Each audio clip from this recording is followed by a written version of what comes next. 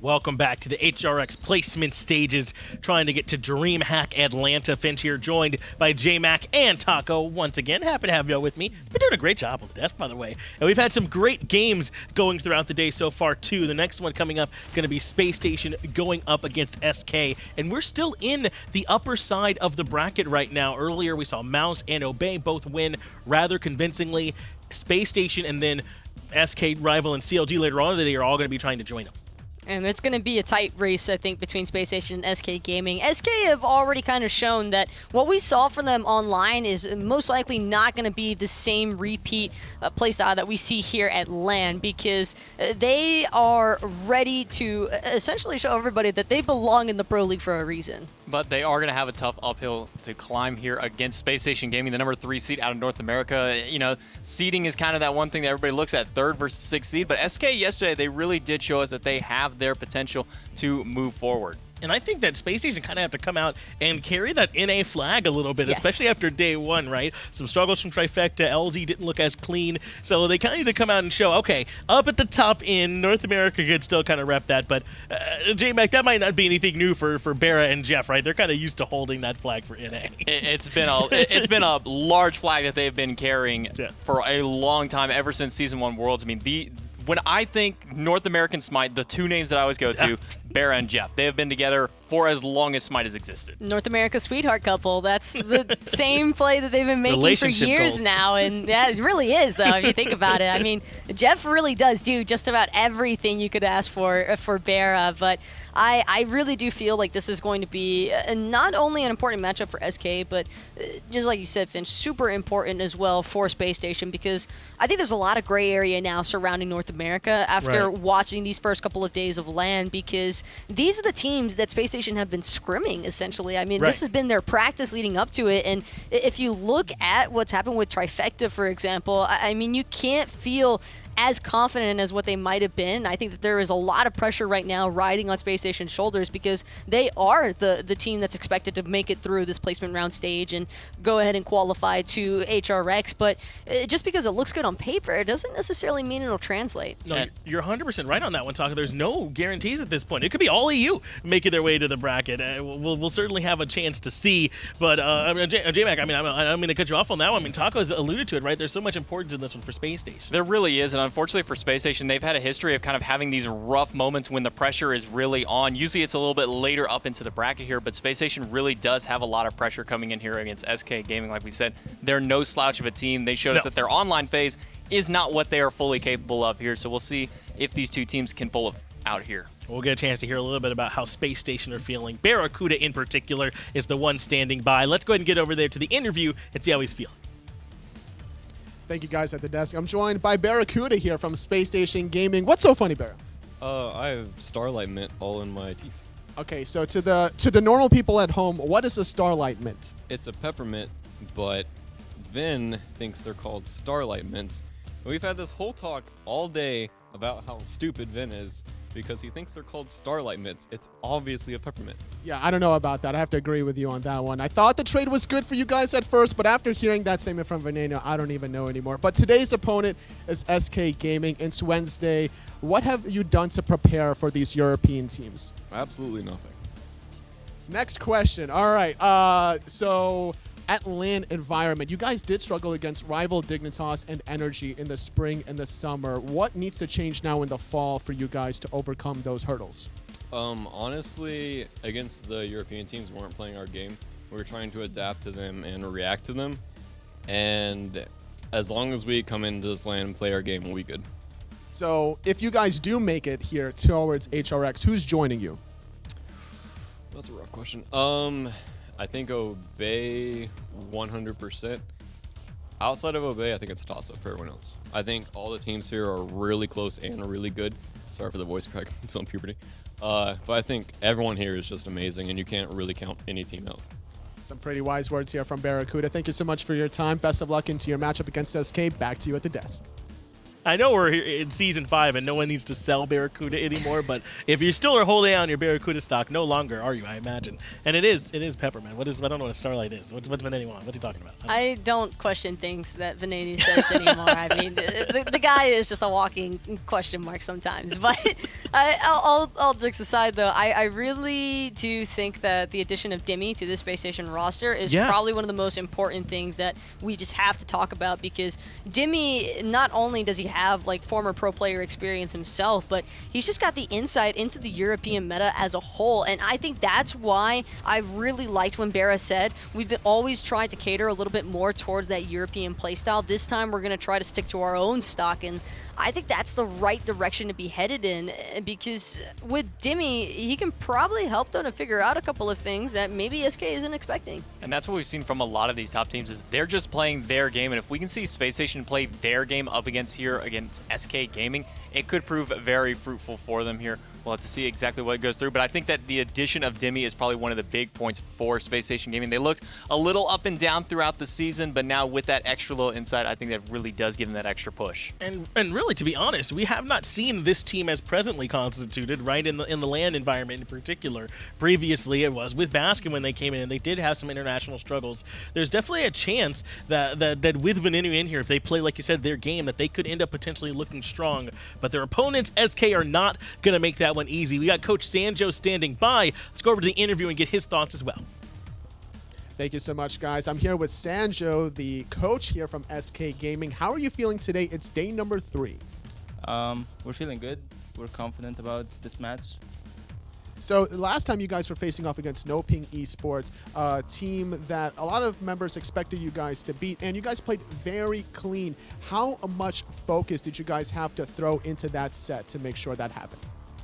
Not much really. We didn't, as Lawbster said in the interview, we did not really have much information to go with, because the last game streamed was so far back. We did not have, like, we were going in completely blind. So I think we're only prepared for SSG. So speaking of Space Station Gaming, there's definitely more footage of them now. Are you guys feeling confident going into this set? Are we going to see something different compared to your set against No Ping Esports? Different, sure. We're optimistic. That's all I can say. So, assuming you guys beat Space Station Gaming and advance a little bit further towards HRX, actually, who's going to join you guys as the next 3 teams? Okay, we're stretching it here, but I'd say all of EU. Rival, Obey, Mouse. Thank you so much, Sanjo, for your time. Back to you at the desk. It's totally always good to get to hear from Sanjo there as well. And this SK team, I feel like, does have a lot to prove. You guys talked on already. They had some trouble in the online split, but we always say every time we talk about SK, this really is a roster full of talent. Plus, Europe is just stacked. Who's the next worst team over there? Mouse? I mean, who are you supposed to beat? It feels like sometimes over in that region. So now with it kind of opened up to this international table, I think that SK really does have a chance to show that the record they put forth really is not the team they are. It'll also be interesting to finally get a chance to see how Venenu is going to perform against Lawbster. Lawbster being one of the more long-term standing mid laners of the SPL, and he has so much experience behind him, a lot of veteran knowledge that I think is going to maybe pose some issues here for Ven, because he's still relatively new to the Space Station roster after the whole NA roster apocalypse that just took place. And I think that if he isn't careful, he might end up getting caught out one time too many. SK does have a couple of big veteran members, Lawbster being one of the big ones, and Funballer as well over for the Hunter for SK Gaming, a big, powerful member. And Halfdevil really came out and showed his stuff in their last game up against No Ping. That dual lane is really going to be something, but I think the big thing is that mid lane matchup, Lob and Venenu.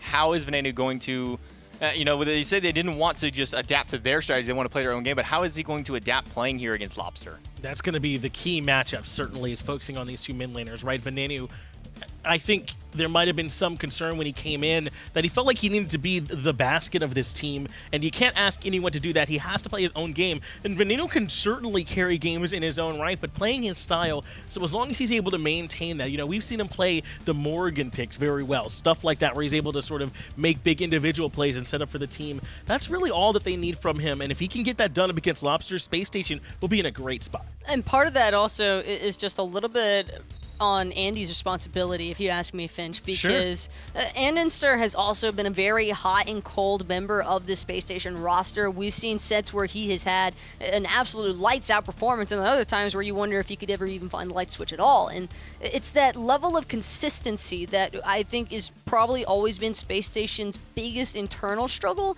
If they're able to smoothen that out, the rest of this process is probably going to be simple for them.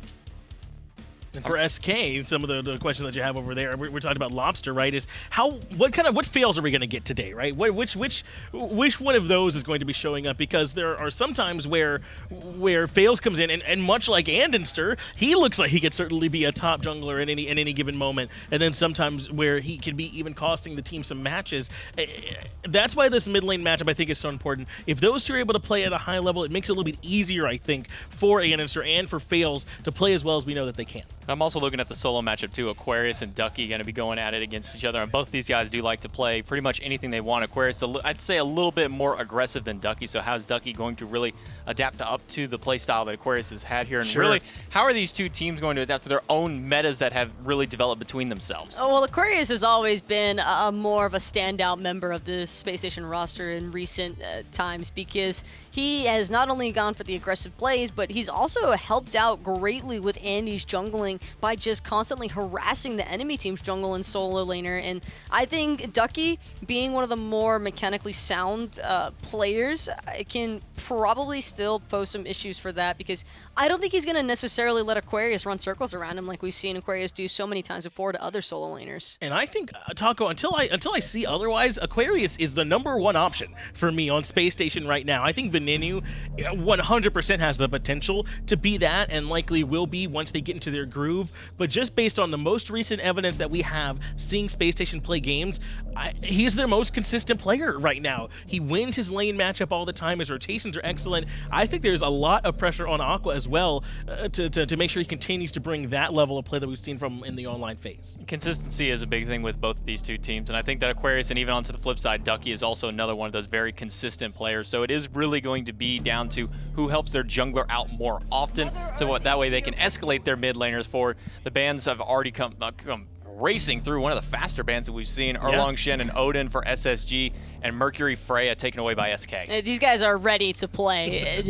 They've been waiting outside patiently for their time to shine, and I feel like this is a rather interesting Terra pickup, because Pele is still an open option. SK could possibly even lean towards the Baron Pele combination, but I think SSG just wanted to solidify a member of their front line before anything else. Yeah, Terra's been a very highly contested pick so far, but there it is. Athena and Pele both coming through. When we have seen Pele valued, it feels like it's been able to find quite a bit of success, so we'll see if that can happen for Faeles if he ends up grabbing it. Though there is a case to make. We've seen some Pele in the solo lane, not much lately. It's been a lot of in the jungle, so there might be some flex potential there, but I'm thinking that this is more than likely going over to Faeles. Knowing SSG, they're probably going to want to hold on to that last pick for Aquarius exclusively, because they've had a tendency to wait for that solo laner pick to give Aquarius an ideal matchup, because that is where a lot of SSG's momentum comes from, is from that solo lane. Andy loves going for those early gank rotations. It's a little bit unconventional right now in Season 5 to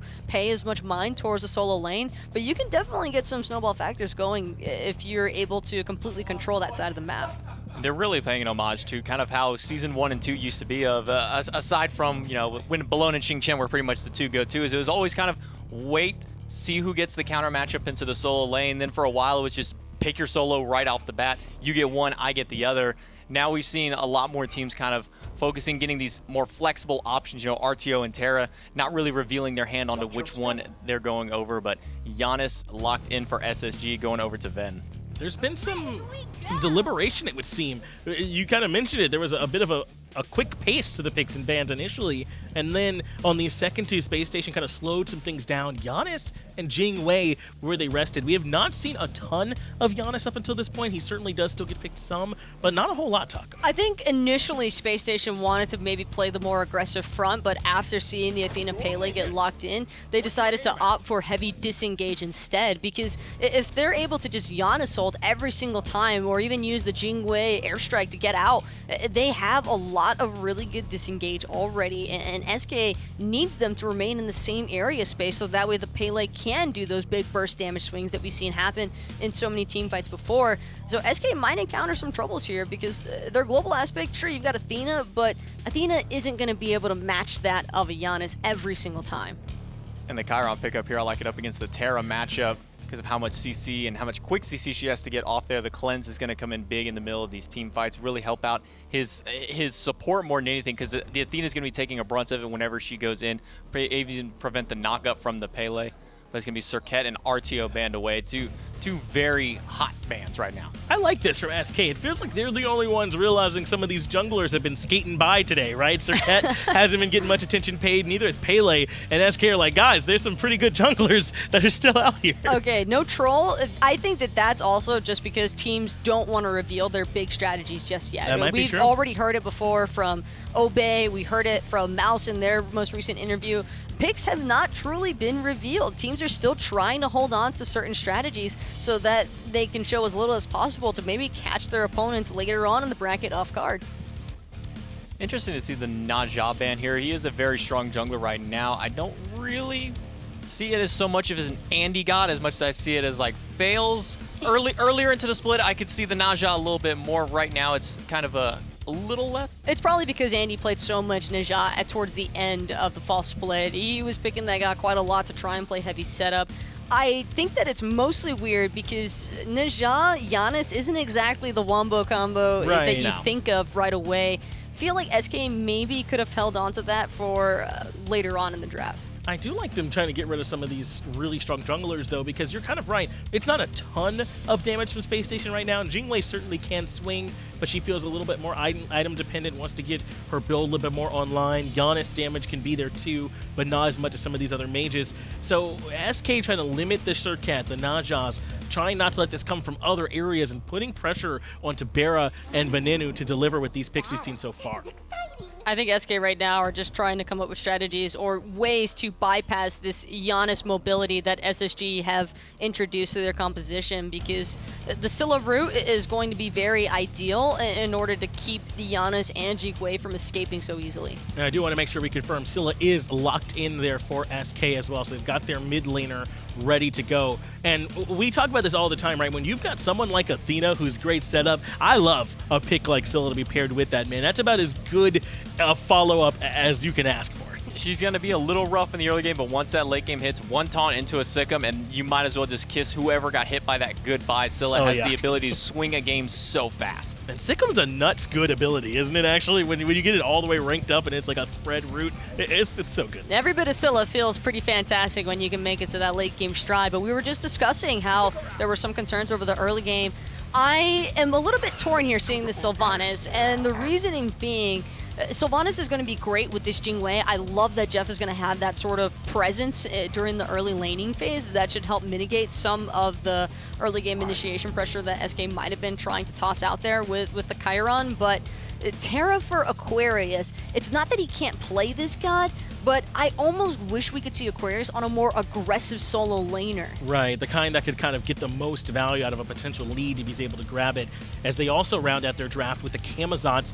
I was saying that I thought maybe there was a little bit of want for damage in this draft. Well, Camazotz definitely closes that gap. It's about all that he provides, so he's definitely able to get in there and put some damage in there too to try and facilitate or make up for the Jing and the Janus. But Fenrir coming through for SK.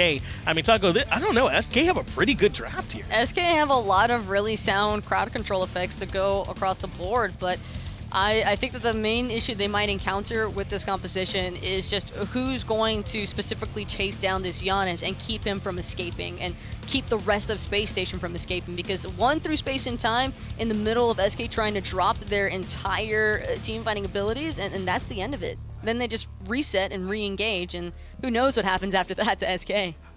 It's going to be a little bit rough there for SK, especially since they do have the double assassin coming in here. It's not going to be as tanky of a composition going through, and their front line is going to be a little bit worse. I can imagine that this Fenrir is probably going to be going into the solo lane, but you never know. I've got a ton of setup. Keep your eyes on this Scylla to see if she can make some magic happen here for SK. Space Station SK throwing down for game 1. Let's go ahead and get it over to the casters and start the action. Thanks a lot there, John. Space Station Gaming versus SK. You know, it's very interesting here. Tom Banninger joined by Ryan, Doug on the observation. SK Gaming, not successful. 2-29 for the entire year, including this week here, as far as sets are concerned. With that said, the talk behind the scenes here, Aggro, is that SK, a lot of teams, a lot of players, seem to think they're going to win this. Did they have a bad meal on their plane? I don't know. I just don't see it. You're not buying it. I'm not buying it for half of a second. Look, I get it. European SPL has been better than NA SPL all year long. It's a higher level of competition is what everyone's saying. That's the argument, right? Sure. That SK is still a good team. It's just they were playing against the best teams in the world every week. And I would buy that if SK won more than one set all year. I mean, Finch said it on the desk. Who are they supposed to beat? I don't know. Anyone. Yeah. All year. It just didn't happen. So until it happens, I'm going to assume it won't. I respect that. I do respect that. I think there is something to be said. I think SK will perform better simply because, one, they're at LAN, and they've got a couple of LAN veterans. I think there's something to be said about having sort of a fresh start. When you're 1-20, it just seems like such a tall hill that you have to climb. You come into placement rounds, everything's even. Every sin is forgotten. It's a new start. There's no regular season hang. You're not the bottom of the, it's a new, I think there's something to be said about that. I agree that getting to LAN and getting that opportunity to play on the highest stage definitely can revitalize you, but I don't know, man. It's not like this is a matchup for SK up against the 6th seed NA. Sure. This is against the 3rd seed in North America, and Space Station has had their share of struggles during the fall split, but they still finished 3rd, and it still didn't seem very close between them and the next highest, which was Trifecta. So I still think that you're crazy if you're telling yourself that Space Station is anything but the favorite in this game. Well, if you are looking for a silver lining as an SK Gaming fan, I guess one of the bigger things going on here is Space Station Gaming have had a roster change rather recently, whereas SK is the same roster, for better or for worse, from the beginning of the year. Venenu stepping in as the mid laner, recently shifting over from the E United roster, saying goodbye to Bastion, who's arguably the strongest player in NA. I mean, that's certainly something to be spoken for. And has to use a purification beats. Yes, you're right. And I think that SSG has had a little bit of an adjustment period with Venenu stepping into this mid lane role for them. But I still think that there's a team in Space Station that can compete on the world stage if they get all of their cylinders going on the same page.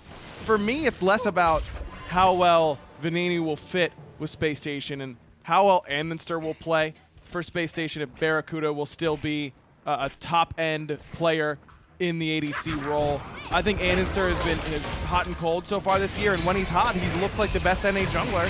And when he's cold, he's looked like he really can't hang still with that top end. So I think that Andinster, as for the last few weeks, has looked a lot better. And if that's going to be the trend for SSG, then they'll do just fine here this week. I agree. Andy is absolutely the person that you've got to look at for Space Station Gaming. I think it's been a long time since he was sort of given the moniker Landinster.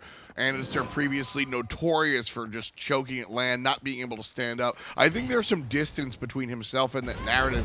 He's since then kind of changed that around. But that's something that I don't think you ever really kind of get out from underneath as a player when it was the story for that long. I don't know if I agree with that because it really wasn't that long. I mean, it was just that there had been no lands. I mean, that is the very beginning of competitive Smite. Right. I mean, that is the first few lands. And then you think of the fact that the man won a world championship, the very first one. So he had, what, 2 lands max where that was the talk? And then he played great at that year's Worlds. He played totally fine under the C9 tag after that. I don't think that's really a fair thing to be worried about. I think so. I think it was just that lands in general were so new, and Andinster was so much better than everybody else, and then he wasn't so much better than everybody else at those 2 lands or whatever it was, that it became a big deal kind of out of nowhere. Correlation, not causation. Right, and he was able to kind of dismiss that fairly quickly. I think Andy, you think back to the Summerland, Andinster was the best player for Space Station by head and shoulders. He was so much better than anybody else on this team during the Summerland. I agree. But I also don't think that the headline there is Andy was doing well. I think the headline there is the rest of the team wasn't really stepping up. Aquarius was a standout player in the spring split, looked like a new terror at LAN, and then summertime came around, he kind of quieted down. Nice portal from Ven, gets him out of trouble. Andy's going to be knocked up, takes the sky though. He's going to land to safety. Nice play by Faeles. I did like that. And more important, I guess, talking about a team that has not had much success, I liked the confidence and the willingness to go for it. Faeles is playing a character that has 1 speed, and that's 100 miles an hour at you. That is the idea for Pele. Basically turn her into a ballistic missile and send her flying right at the opposition. And you're not going to do well playing Pele scared. And definitely the right idea. I think he was hunting for Venenu, but Ven was a little bit too quick at getting through the wall. And so he says, oh, okay, I'll take this fight instead. Andinster, I think a reason why we see this Camazotz selection in this game is because it's a character that can stay fairly safe up against Pele. We see that Bat Out of the Hell gets him out of danger immediately from Pele. And it's an easy character to build anti-heal on and apply it consistently and have it last for a long time. I anticipate that mace that Andy has is going to turn into a Brawler's Beat Stick. And after that, I think Andy might be able to win these trades. Well, Faeles looking for the invade here on the right-hand side. Down comes Athena. Here comes a jump from Ducky as well. Aquarius going to be able to avoid some of the damage. And here comes Venenu. He's going to miss the shot from the unstable. 2 players walk through the portal. A nice backstep by Ducky, but it's not going to be enough. First blood goes the way of Space Station Gaming. Andinster off the assist from the mid lane. Great ultimate from Venenu. Perfect angle, because not only is it has potential to hit someone from SK, but you've got that chase potential afterwards. And getting both of those boxes checked as a Janus is exactly what you want to do. Barracuda looking aggressively towards Funball. Beautiful setup from the support. And Barracuda just converts. Barra and Jeff in tandem get the secondary kill for Space Station. Sprint got JeffHindla in range, and from there it's pretty easy. Funballer, I don't know if the dash was just coming up or felt like he needed to hold it. I do know his ultimate is on cooldown though, so it already used that, meaning that he was very vulnerable. A lot of times as a Chiron player, you want to use your dash. You want to get behind the player so you can get the knockup as well. Might disrupt the player a little bit more, but you just need to get out of there. Not able to, unfortunately. Halfdevil controlled, hit by the unstable, and Andy's going to fire a shot as well. Cut all the way down. 20%. A little bit rough there. Let's take a second look at that first blood. Respawn first blood coming your way in just a moment. And this was all about the counterattack. Very good ultimate, as I mentioned, from Venenu. Ducky has to use the ultimate defensively because the dive is just a little bit too strong from SK. And the idea is there. I don't know that Aquarius had already used his Monolith and his Crushing Walls because he got knocked up by Faeles, and that's where a lot of that damage came from. Also, Aquarius's pathing was a little bit odd. Instead of just walking down towards the tier 2, he starts walking towards the jungle, which gives SK a much easier chase route from that area. But at the end of the day, he's able to get towards safety, but it did cost him the Purification Bead that he picked up in the solo lane. He's scared of that Ragnarok ultimate, and for good reason. It's one of the only ways that Fenrir solo consistently works is that you just kill people in lane because they have to go teleport. Ducky's able to still go teleport, and by that he gets a small advantage anyways, but Aqua having the Purification Beads means one of the easiest ways for Fenrir solo to get ahead is now not available. Soul Eater rush here from Ducky on the Fenrir solo. Interesting take on this. Pele, though, gonna annoy Andinster. Half HP for both assassins. Lawbster missing the crush there. Probably better described as Andy jumping over it. And he's able to walk away out of the enemy jungle. Red buff secured for Space Station's successful invade. I love it. I love Camazotz against characters like Scylla and honestly like Pele that have big instant bursts of damage, and then they're just kind of hoping you're dead after that. Guaranteeing yourself to get out of Crush as long as Sikkim doesn't hit you is a really, really strong tool. It's strong against Athena taunt initiations if Andinster can time it well. It's great against that Eruption knockup coming from Pele. All of those are very strong abilities that these characters really rely on hitting. Lawbster now the target. He's able to go underneath the wall thanks to the Scylla. Nice and easy. Space Station's draft has habitually been their sort of Achilles heel, no pun intended. Coach Dimmy stepping in here. He's been away from Smite for a moment, but he's always had a mind for the game here. This Camazotz pick, a character that's not very interesting right now. JeffHindla controlled here. Halfdevil cut down to half. Wow, the damage is so big. My question in short is this already a result of Dimmy coming in? Andinster's been playing Camazotz a little bit this year, so it's not like it's a new thing for Space Station. I mean, these are all picks that Space Station has really played consistently throughout this year. I don't think they're trying to pull out anything and show off any strategies they've been working on in Game 1 against a team that won one set all year during the online portion. I think Space Station's coming in and going with a draft that we can expect from them to see how well it can work. I'm sure Dimmy's got something waiting in the wings. And as much as the talk is about Space Station's drafting and how Dimmy can help there, yeah, it'll be helpful. But at the end of the day, I think Space Station's biggest issues have been always against European teams. And there just seems, in my mind, to be a mental block in that spot. And I think that what Dimmy will do more than anything else is just be a voice of confidence from Space Station in someone whose opinion they really respect. How could you not respect Dimmy's opinion as a two-time world champion and one of the best solo laners ever touched the game? And just tell them they can do it. Funball going to be saved here by Halfdevil. Clean taunt for the Athena. Now as the Athena tries to exit, dashes away, no problem. Safe and sound under the tier 1 tower. And I have to agree. I had the pleasure of working with Dimmy on the commentary a couple of years ago at Worlds, and very intelligent guy, very well spoken. But perhaps the most important point, very personable and very easy to converse with.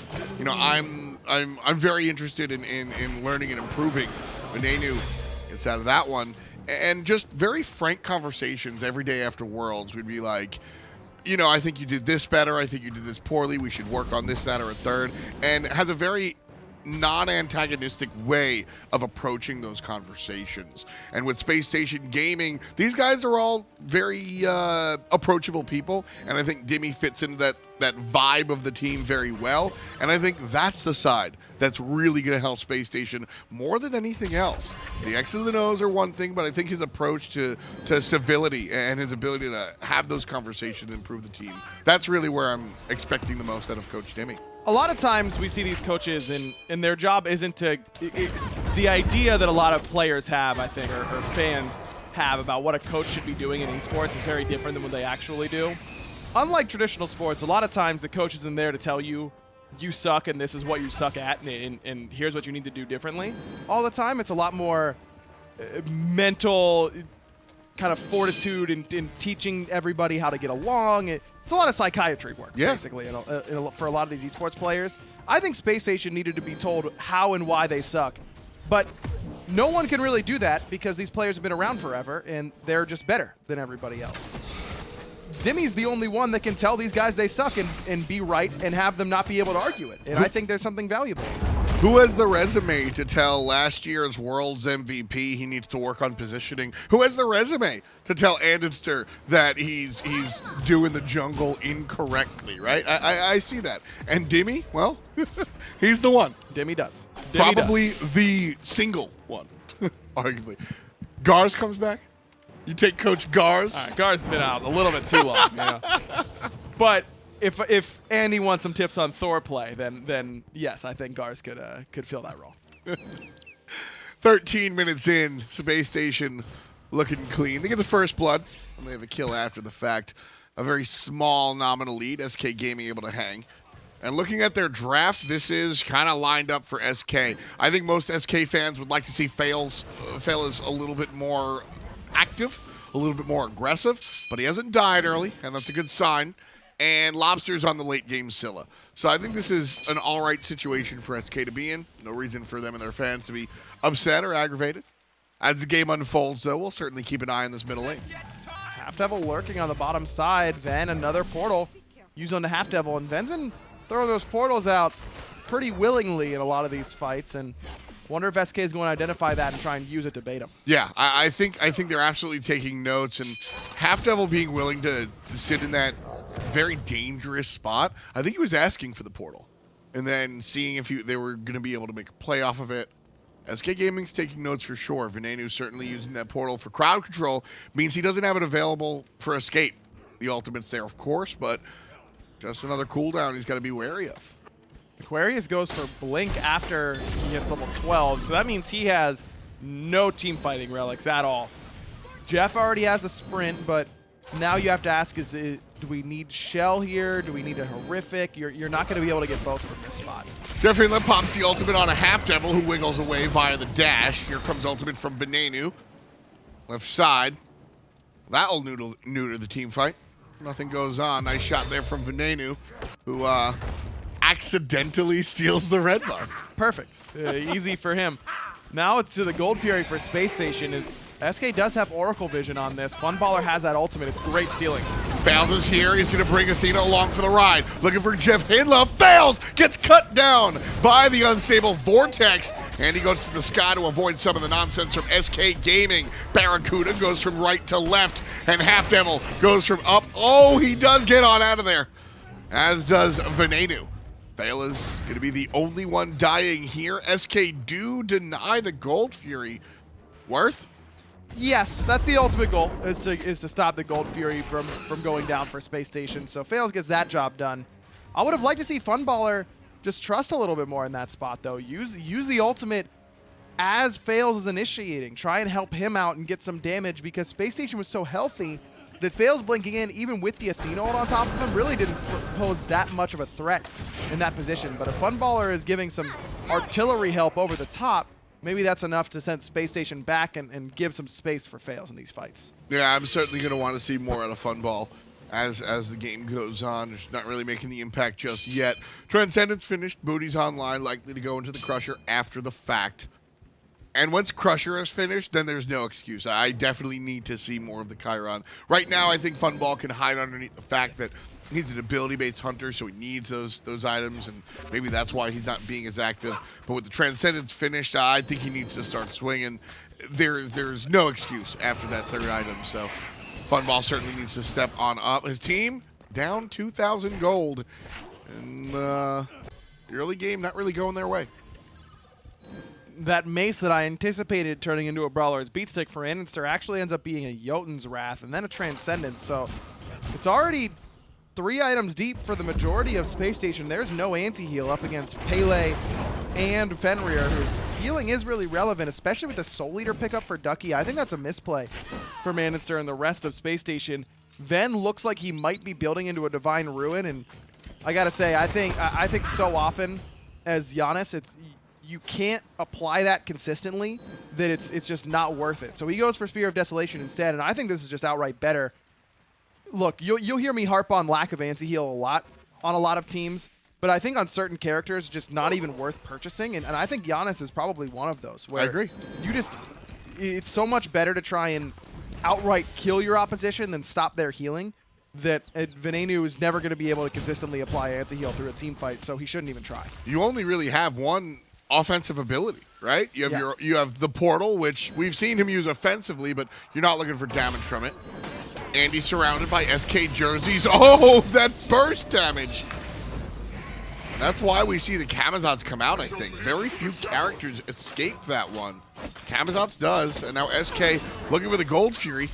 Because Andy's not around, he's going to be able to heal up and join the party again. Scylla's here for confirmation. Venenu burns the ultimate, cuts the mage in half. Gold Fury going to be leashed. Barracuda's the target for Ducky. Jumps on top, avoids some of the extra damage. Barra gets out of there with the ultimate. Great play by the carry for Space Station. But now JeffHindla surrounded, jumped on, pounded by Faeles. But Venenu answers back. It's a 1-for-1 as Andinster escapes under the Tier 2 tower. But Ven and Aqua already finish off Funballer, and they're healthy and looking for more. Ducky low on mana. Ven gonna take that escape up towards the top. Swift little snoopying of that unstable Vortex, and Ducky's out of there. Lawbster not quite so lucky. 3 players from SK low. This was their team fight.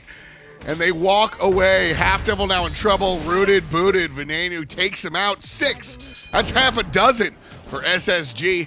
They're going to grab the Gold Fury as well. That one goes down. It's a 4,000 gold lead just about for the North Americans. Funballer just left on an absolute island, and the joke is always that's Lawbster, right? He's the one who's swimming solo in a lot of these team fights and gets no peel, but Funballer is truly left for dead on that backside, and the rest of SK is surging forward, and the idea is that they'll do enough work with everyone else killing Space Station that it won't matter that Funballer dies and doesn't do a whole lot on the back line, but Space Station's able to delay long enough to the point where that actually does end up really hurting SK. Pyromancer contested, but goes the way of Space Station, the aggressive team. Ducky's ultimate going to be avoided. Venenu with good beats. Baits Ducky in. That's a kill for Venenu. Assist to the support, JeffHindla again. Looking nice. That's insane. Jeff's pull there is absolutely huge. Ven uses the wrong relic, assuming he's going to get stunned. Doesn't, and then is a little bit late on the Aegis, but still ends up getting the safety because the old friendly tree is there. And Jeff, as always, furious about something in the player camp. He's always mad. He is. Jeff's interesting. I think Jeff is one of the more popular support players of all time. Certainly very strong once upon a time. And then I think kind of reality met the superhero status of himself, and he kind of became a standard normalized support. But I think in the fall split and just in this short performance here at LAN, I'm kind of seeing some classic Hindla, and I'm liking it. Jeff has definitely had a lot of sets where he's looked like a dominant support again. He's also had some sets where he's looked a little bit more human, and that's just kind of Space Station as a team. This team has just been the definition of hot and cold a lot of time. Cute little reset there from Halfdevil. But that's just kind of the way Space Station has gone so far in Season 5, Jeff included. Barracuda on this left-hand side, going to be assisted by his jungler. Tier 1 tower intelligently given up by SK Gaming. Venenu ults because he wants to say hi. I don't really know what that ultimate's about. He had that song stuck in his head that plays with the bass drop Janus, so he shot it so he could listen to it. Unfamiliar. How does it go? Don't know. I actually don't know. I don't use that stuff. Ducky booted. Against Aquarius here in the solo lane. Ton of damage from this Terra. There's Soul that Reaver. Soul Reaver again. I don't think we've seen a Terra without a Soul Reaver. And they're taunted. That's good bead strip. Keep an eye on that one for sure. Terra Soul Reaver is the flavor of the week.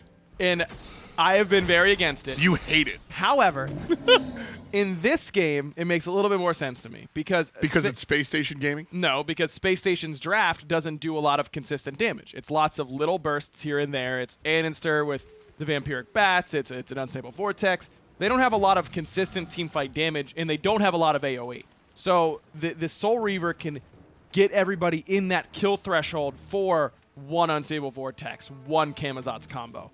Whereas normally a lot of those members from SK would get away with low HP. However, I need to see Aquarius also understand that he is not the usual build for the Terra. He's not the usual 4 tanky items deep.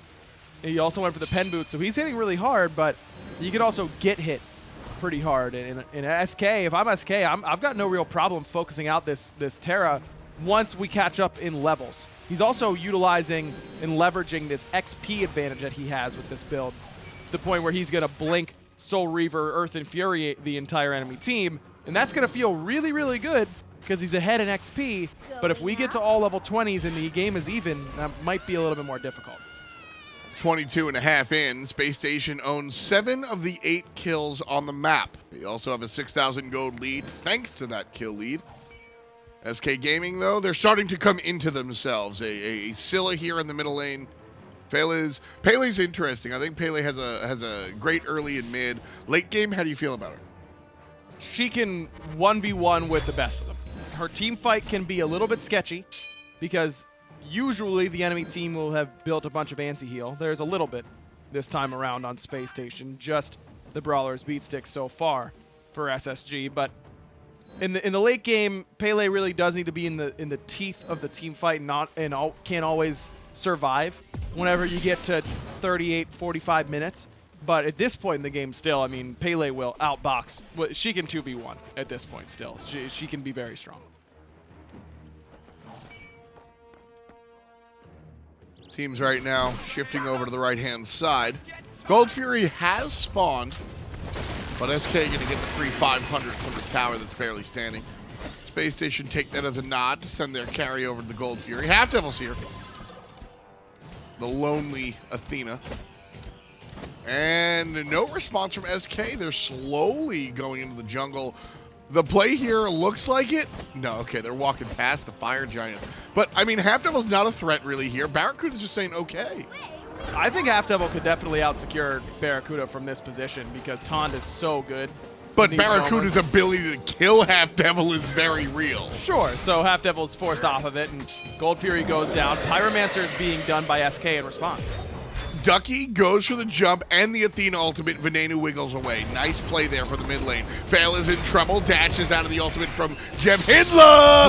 Venenu misses the ult. Aquarius, though, takes care of Lawbster. Answers back, but it's a 2-for-1 as John gets busy. Ducky goes down. Funballer has the dash still, but Andy might be able to chase him down from this position. BaRRa and Halfdevil finally finished their dance that was started on the left-hand side. Andy does clean up Funballer, and SSG make it look real easy. In large part, I'll eat my words, due to Soul Reaver Terra, he half-health fails by himself. Walk me through the decision to not even rotate to the Gold Fury. Space Station is kind of playing free safety in that spot. They've got in control. They're basically boxing SK out from the left side of the jungle. So if SK start to rotate, then Space Station can easily collapse in towards that top. Or just counter-rotate and do fire. Exactly. So Space Station just has more options from that position. Nice little team fight breakdown here with this fancy new graphic. And Aquarius. Venenu did an awful lot of damage with Unstable Vortex. Aqua also did an awful lot of damage. That's a Terra. Yeah. And by the way, Wrath of Terra for JeffHindla did nearly 900 damage in that spot. I don't think Terra... I don't expect that damage from a Terra, to be honest with you. Soul Reaver, man. It does make a difference. It's very good on Terra because of the way that her abilities are spread out. That's how we feel right now. Space Station certainly having some fun with it. What I love about that is Venenu is like, his character's up here, and then you look at the player cam and he's all serious business, no smile, not even saying anything. He just, all right, guys, here we go. Let's have a dance party and then reclaim the left lane. Just real serious about it. Tier 2 tower on the left, do you defend? No, you can't. It's already half health. You're already down by 1 million. We really need to see SK do more player damage. It's pretty simple. I mean, think of it this way. Aquarius did about 2,500 damage in that last team fight, all things told, because we only saw 3 abilities of his. I assume he did a little bit more with some of the other ones. That would be about half of what Lawbster has done all game. Halfdevil using the ultimate. BaRRaCCuDDa taking care of Ducky. Venenu sends one right down Broadway. And Space Station are going to go through the portal. BaRRaCCuDDa doing his best Zapman impression. Diving the Phoenix. Andy's along for the ride. Tier 2 tower still standing, but just for the moment. 2 players on SK are dead. Space Station Gaming pushing forward for the mid lane bird. Left side Phoenix is exposed as well. SK definitely needs to be concerned not only about that, but about their Titan at this point. SSG just has so many more items in their pockets to do this damage. SK is fighting an uphill battle not only in items, but experience still in some places as well. Right now, I like this game from Space Station a lot because I think it is textbook Smite game. This is how you're supposed to play Smite, right? You get one player gets some early stuff. You're solo laner and control oriented, but deal some damage, a la the classic warrior.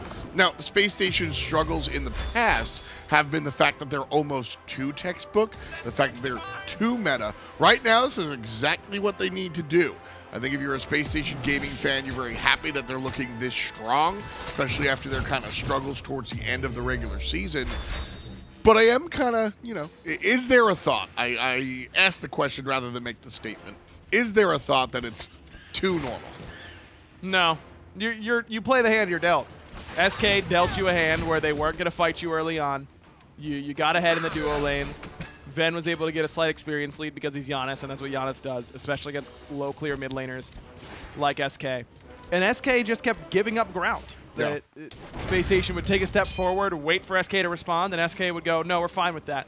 So Spacestation takes another step, and another step, and another step. By the time it was time to team fight, SK was already down by too much. And let it be said, despite how I framed that question, I agree as well. I think that this is Spacestation are lucky that they get to play their brand of Smite, which is the classic version, right? Andy, is that Beats? No, that was Magi's. Okay, good. Halfdevil goes ahead, snatches the bubble. Right side tower is where Spacestation Gaming are going to go. That's nice and easy. All towers now with SK logos on them, clean and clear. Right side, the only lane with a single structure. And he's going to push up here in the mid lane. Left side is being pushed up by by SK. Pink's coming out with the Gold Fury, the red buff, and the speed buff. That's Spacestation's pathing, I think, over the next couple of minutes. Fire is going to respawn in about 30 seconds. They don't have it right now, so the right side Phoenix Siege might be a little bit too scary for them. I like Halfdevil being the one tasked with clearing out these fire waves. He's not going to clear them particularly well, but when in danger, he can do this. And no other character on SK could have survived from that position. Gold Fury belongs to Spacestation at this point. Half hour in. This is all the North Americans. Game number 1 of a best of 3, of course. And we do have the lower bracket. So if SK lose out here, they're not going home just yet. If Spacestation lose out here, they're not going home either. Fire Giant the target. SSG here, big picture status. This is a team that is a fan favorite, right? Let's zoom out. Let's just talk big picture for the bracket, Ryan. What do you think Spacestation's success of making it to DreamHack is? I think it's a really good chance for them. Their side of the bracket is pretty favorable. I think that they've got some good matchups in that. I think that you look at Rival could potentially give them trouble, but CLG is a team that plays cookie cutter Smite like you were talking about earlier, and SSG historically has just played cookie cutter Smite better than CLG. Yep. SK, I think, is a good matchup for them, as evidenced here in Game 1. So I think SSG's chances to make it to DreamHack are pretty high, especially with the way that we've seen other NA teams playing right now. I think that the threat of a team like CLG or Trifecta usurping that role might be a little bit lower than we had initially thought. Yeah, I also think that there was a lot of talk about Mouse. And Mouse, they did meet in Signum, didn't look as clean as I think a lot of people anticipated. Cherio, also a little bit more honest than I would like my teammate to be. Oh no, Halfdevil gets his dash caught, and he might get caught right away. Aquarius does finish him up. Snipe takes care of one and puts Funball dead as well. He's just waiting for the formalities. Venenu crosses his T's and dots his I's. Lawbster does put him down, but SK will be next. 4 players still alive for Spacestation Gaming. Papa Lob, the only one alive on SK. He's going to hide in the fountain while Spacestation Gaming take care of business. Kill some minions to let the wave on in, and then it's all about the Titan. Game number 1 down for the count. Spacestation Gaming win in 32 minutes of play, 17-3. We're going to game 2. Nice and easy for SSG. Really, I mean, the early game wasn't a fast one by any stretch, but as I mentioned, SSG just keeps chipping away at SK. We'll take this buff. We'll take this fight. We'll take these sorts of mid camps and XP harpies, and eventually, it all seems like it's just one team fight and the game is over by the Fire Giant, but it really isn't that simple because SSG stacked the deck before that fight. They were the ones who knew everything was going to happen. They knew every card that was coming up, and then they go, oh, would you look at that? We had exactly what we needed. SSG fate seal themselves into a game 2, and just like that, the black and yellow find themselves up 1. Lawbster, clearly concerned, and I would be as well. The de facto leadership guy, I think, on SK Gaming. He's a veteran. He won the first big Smite tournament, the Smite launch tournament. That's on his shelf, but it's been a long time since then, and I think he's struggling working with a team here that's just not able to find the wins. SK just feels like they still don't have that understanding of what's going on at these top-level games, and it seems like they still need some things to work out. Maybe they can do it mid-set, but we'll have to wait and see. Space Station looks like they came prepared, and that was SK's best chance in my mind, was that SSG didn't know what was coming for them. Clean, clear, uneventful. That's good news if you're a Space Station Gaming fan. We'll move on to game 2, but first, let's hit the desk. A very small sigh of relief from all of North America as things go the way that they were hoping they would for Space Station. But that's only game 1. SK still have a chance to turn things around. But Taco, for me, what's important about this one is the way that they won it. Barracuda looked like old Barracuda in this game, right? I mean, if he can play like that, this is truly a scary team. He almost looked like old Zapman, if you ask me. A little bit, yeah. Got a little deep at times there, but you know, it's when you're that confident in your teammates behind you. Yeah. I think there was a lot of really solid teamwork flow from Space Station that was very evident throughout the set, particularly with Venenu on those portals. It wasn't just Venenu using those to get closer to the action. There were numerous times where we saw Aquarius.